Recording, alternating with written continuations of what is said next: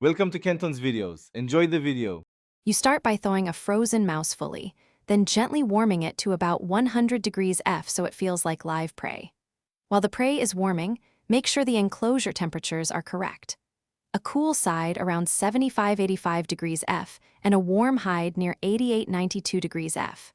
Put on gloves if needed for comfort, grab long feeding tongs, and secure the mouse on the tongs. Now present it at the snake's flank or just behind the head. This positioning encourages a natural. Once the mouse is positioned, keep movement deliberate. A brief, natural twitch can prompt a strike, but do not chase the snake around the tank. Hold the prey steady at the entry to a hide or where the snake is exploring and observe closely. You should allow up to 30 minutes for feeding. If there's no interest, wait 10-15 minutes and re-present once. Make sure you do not try to force food into the mouth.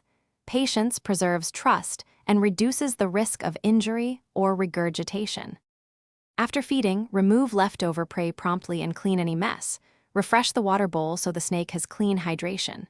Record what you offered, the prey size relative to the snake, and when it ate so you can spot patterns. Juveniles feed more often than adults. If the snake refuses, try scenting the mouse with a recently killed prey or warming it a bit more, then wait 3 to 7 days before trying again.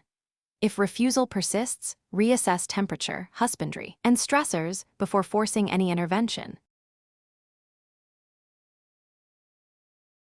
Thanks for watching. Consider subscribing if we helped you.